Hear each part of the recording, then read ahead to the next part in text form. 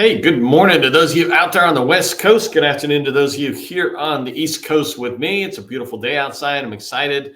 I can see the sunshine right there on my desk somewhere, and that always puts me in a good mood.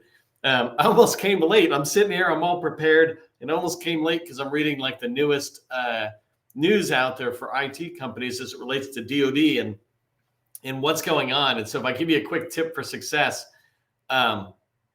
right now, what the government is trying to do with DoD in particular, what they're trying to do with IT consulting is to really rein in this consulting.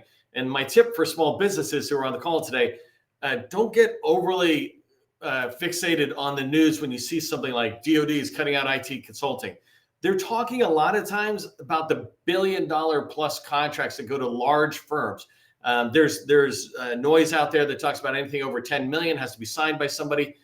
Don't get distracted by that stuff. The government is still spending. We just got to figure out where they're spending and how to get that money from them by giving them what they're looking to buy. And so don't see any of this stuff in news as a downside, because the reality is the budget that's about to be passed, and this is now a guess, but it's a pretty educated guess, it's going to be bigger than the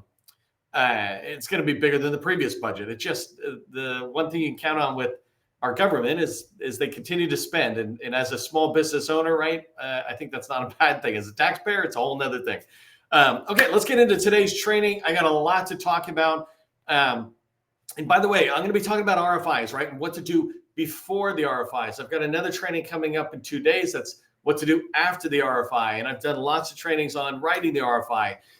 If you want to dig further into this, I have done 50 or 100 videos in the last 3 years on responding to RFIs and tactics around that. So today, I'm going to give you a different play on that. If it's your first time with me, I tend to attack training with a whole new, not tend to, I almost always use a whole new slide deck so that I'm looking at a particular topic like responding to an RFI from a different perspective. So that's what we're going to dive into today.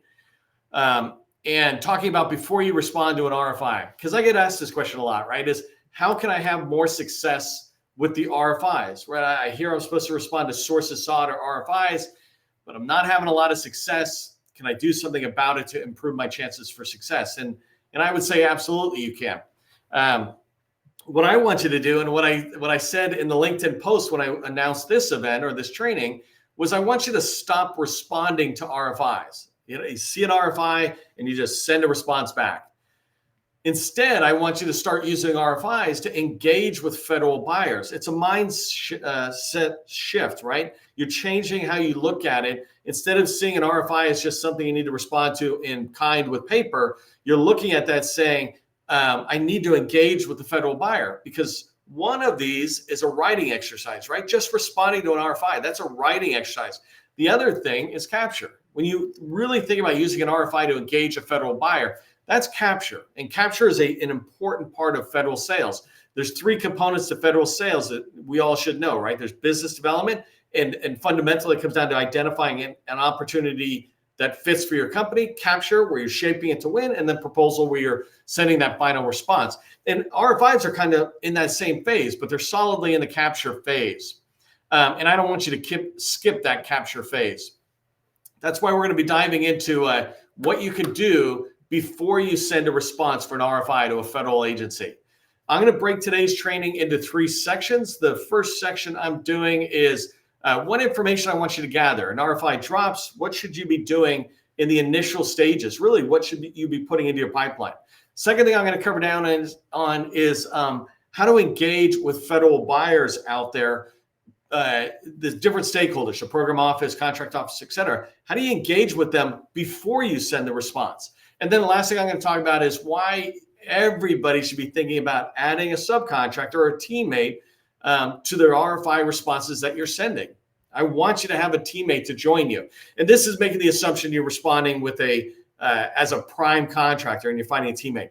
If you're responding as a sub, that's kind of an easier way, because you're always looking for a prime contractor. That's what we're going to cover today. Hopefully that's what you want to see. If it is, put RFIs rock in the chat. Let me see some of that excitement. I bring half the excitement, you bring the other half.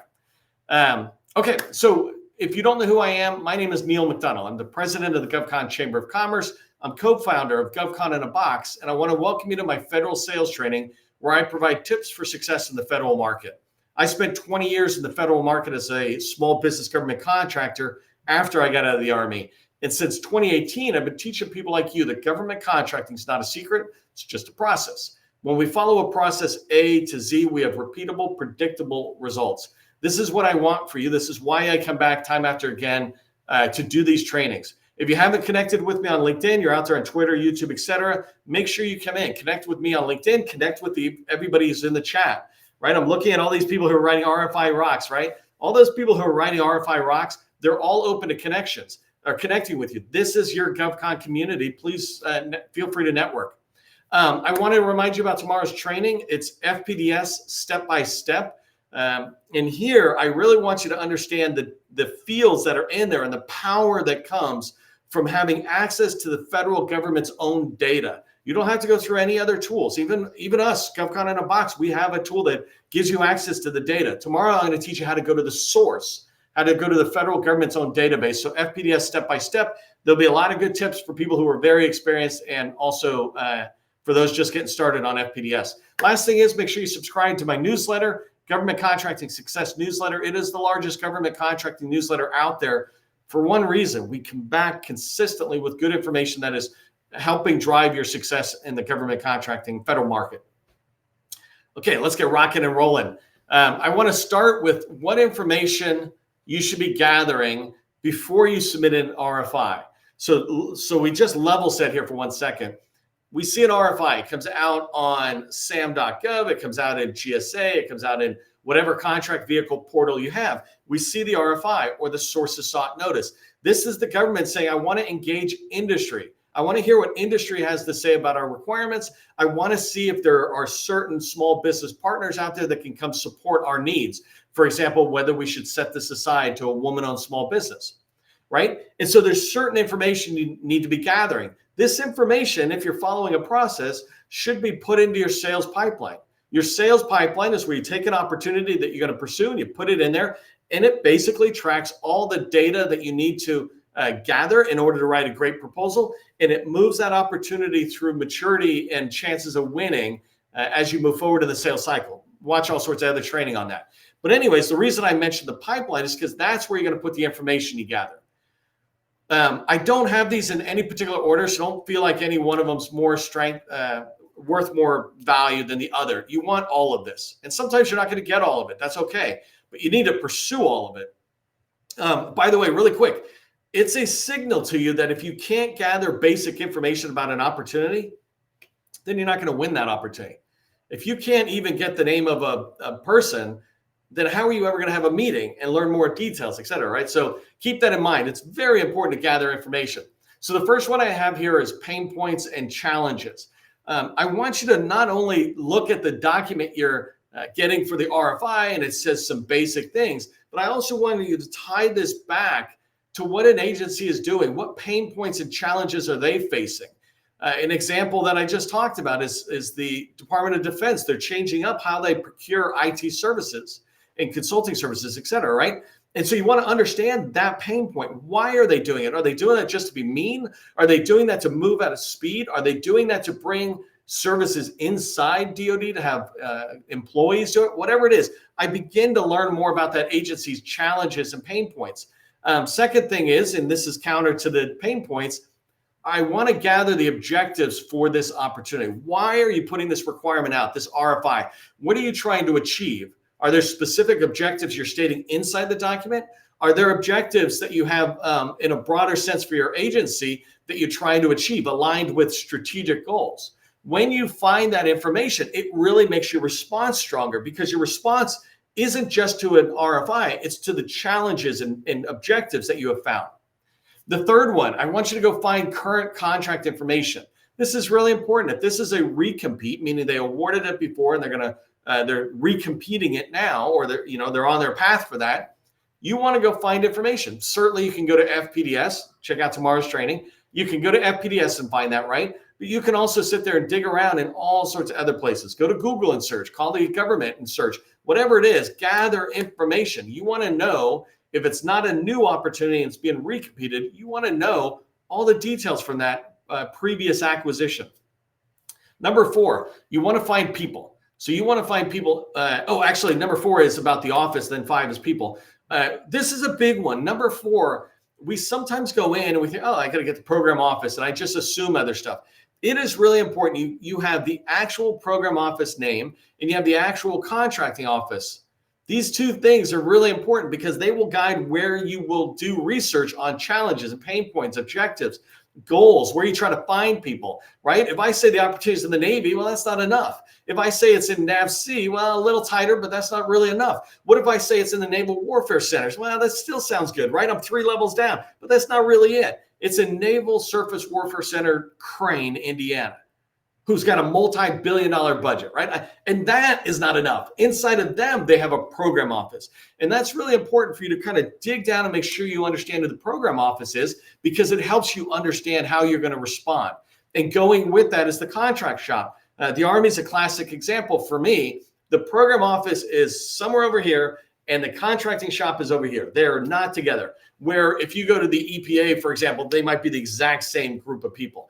Or close to the same group of people. But the Army has something called the Army Contracting Command. And this is an entire organization handling the contracting. So that you want to do that same thing I just did with the Navy where I was coming down. The contracting shop, you want to do the same thing. Where is that being bought out of? Which contract, something, support brigade, I think they call it. Like, you can keep coming down. Go watch training on that. I have a lot of training on that. So that's number 4, is finding the offices. And that enables you to know where to do your research. Number 5, you want to gather people. I say this all the time to business owners who have business developers and capture people on their team. If your folks can't put people's names in the pipeline aligned to an opportunity, they're not doing capture.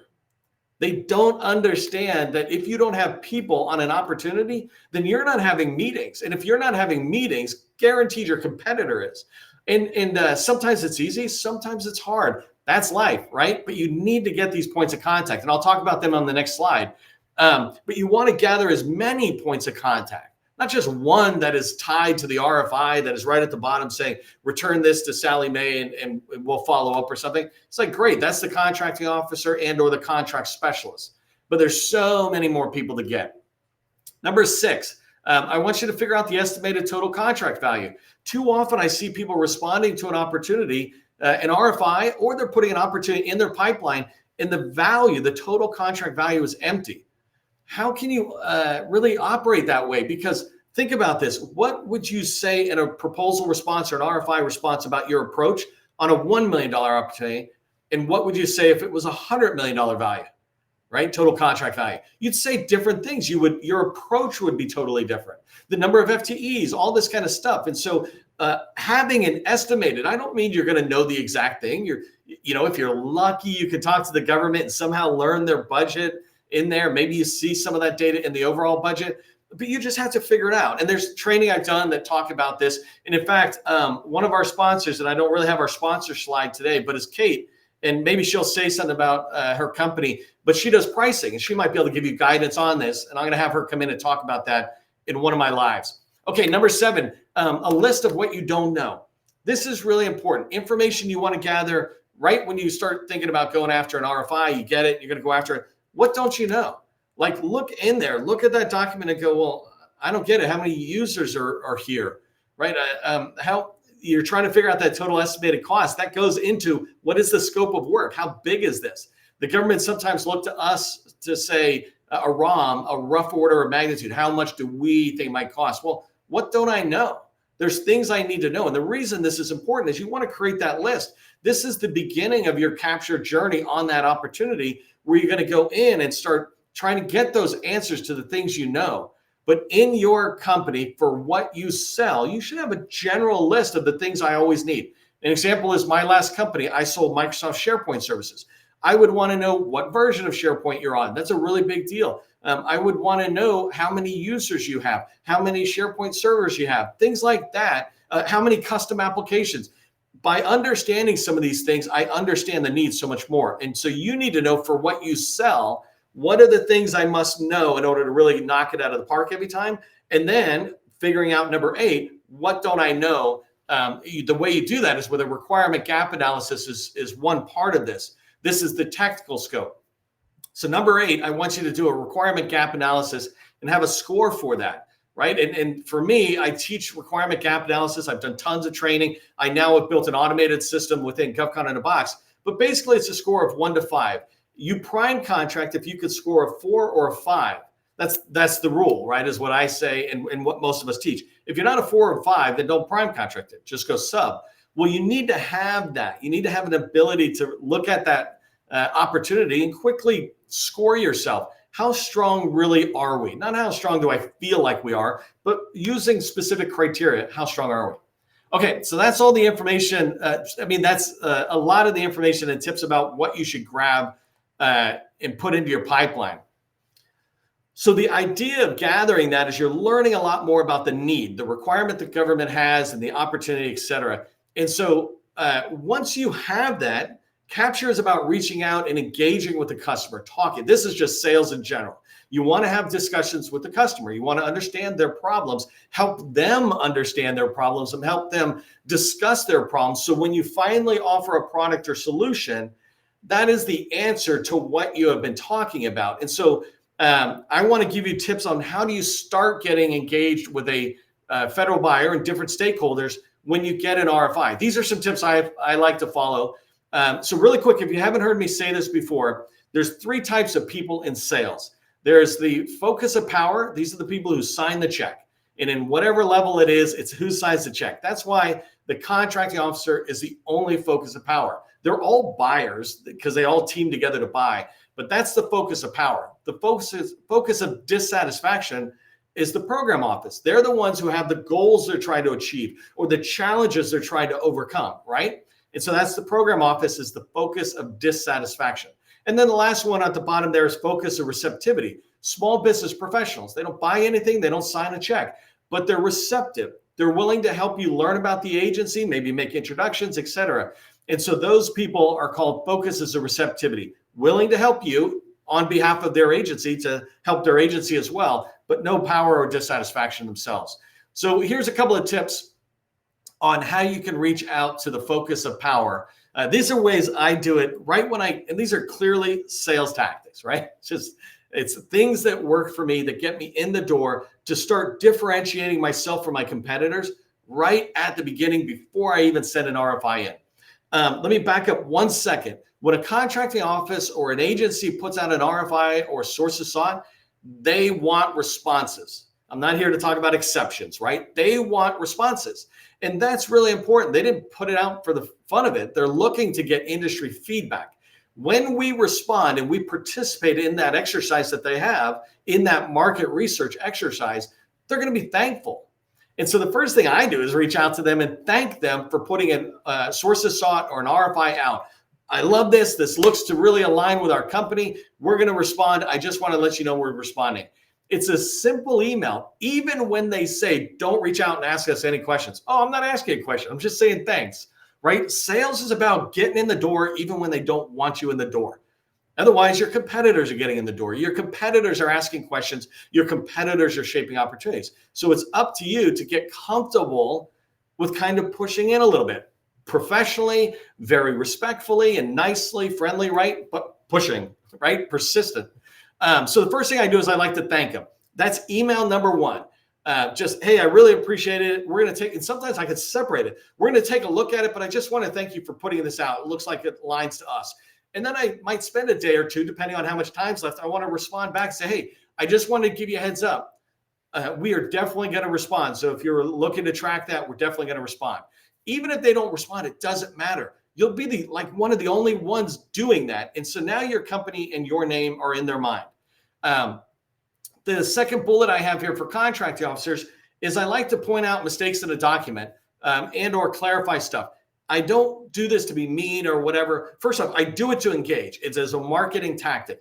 But I'll look in, for example, and say one page that says NAICS code 54111 and another page that says NAICS code 54112. That's an example of a mistake. You know, hey, Sally, I saw your RFI. I just want to point out, you maybe you already saw this, right? I'm kind of subordinating myself here. Maybe you already saw this, but I just want to point out on page 5, it says this, page 7, it says this. And there's always mistakes in these documents. So you don't want to be, uppity or whatever bad word in there. You just want to say, I'm just clarifying which one is it, right?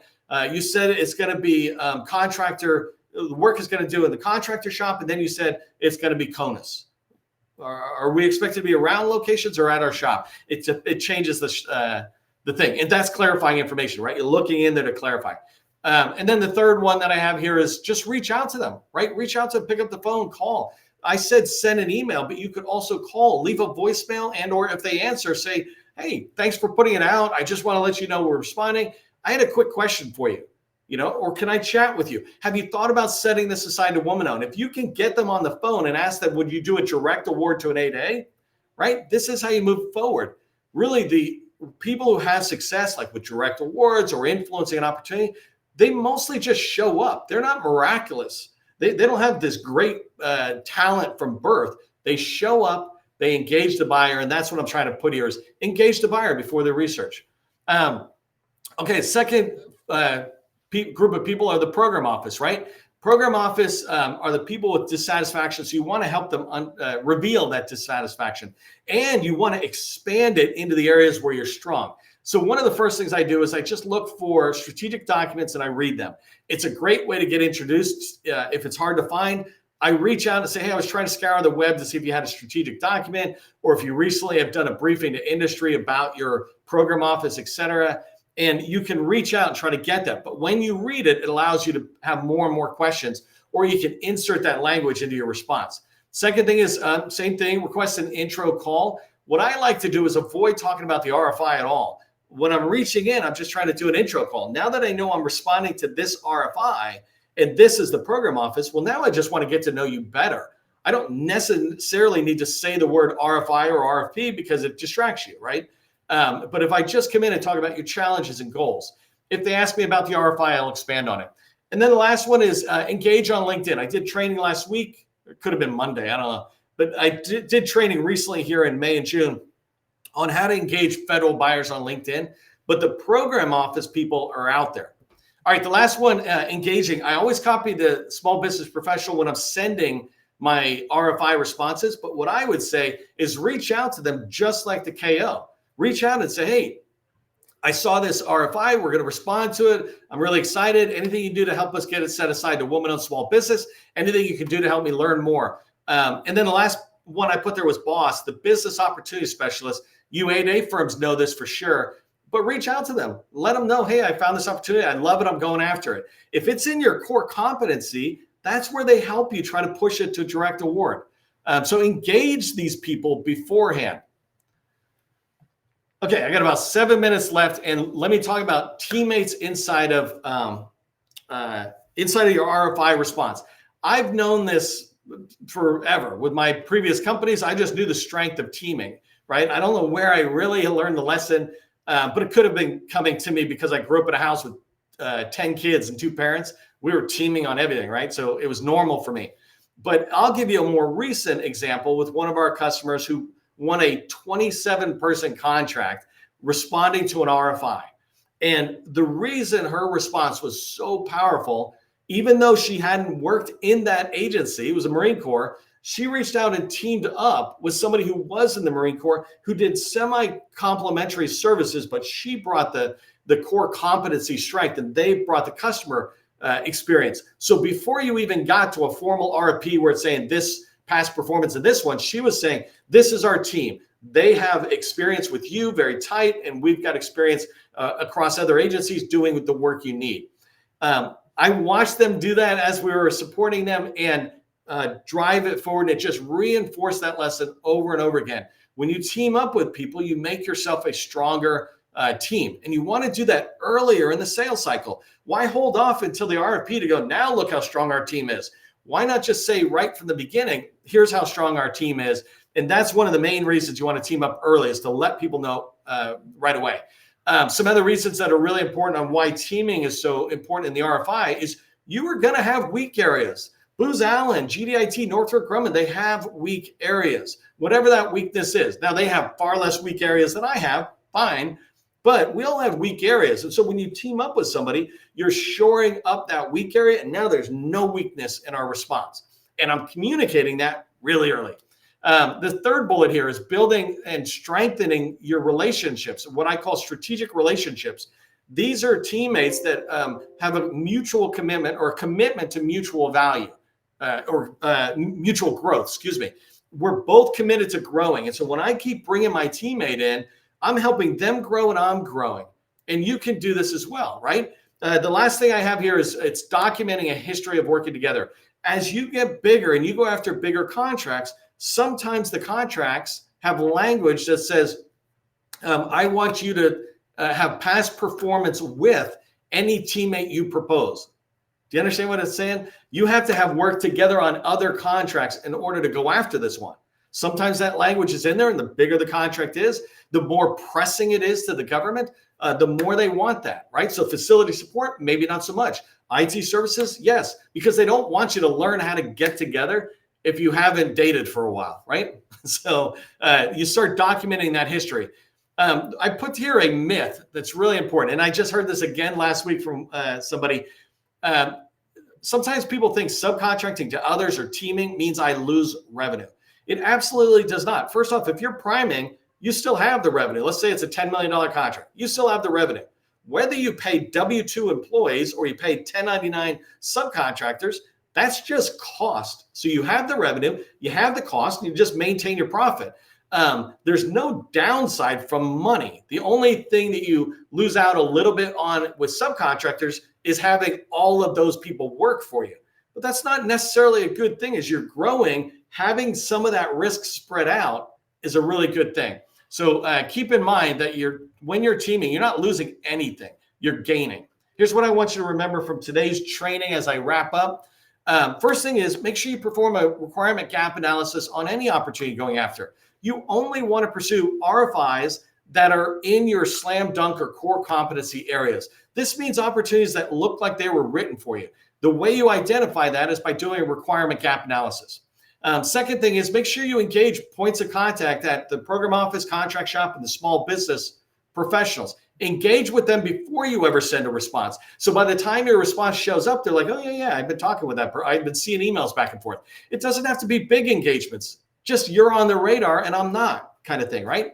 Third thing is respond with named teammates. Really try to evaluate your commitment to teaming up with people. If you're doing $1 million contract or more, how big of a deal is it to give them one person and you for something? Things like that. Share, givers gain is that mentality around responding with teammates. Okay, don't forget tomorrow's training is FPDS, step by step. If your company's doing over $2 million and you're looking to sit there and accelerate your entrance into particular agencies you're trying to push in, we've got a BD Accelerator workshop that helps you get in the door. So just put workshop into the chat. It is a kind of a $2 million or more limit because there is a price tag, and I want to make sure that you're prepared to go at it. If you're under, then I always try to encourage you to subcontract. So keep that in mind. I'm not trying to tell you to go away. I bring this training to you day in and day out. Anyways, workshop in the chat if you're interested. For everybody else, remember, government contracting, it's not a secret. It's just a process. Part of the process is ending on time. I'm a minute early. I'm feeling good. I'm out of here. Have a great day.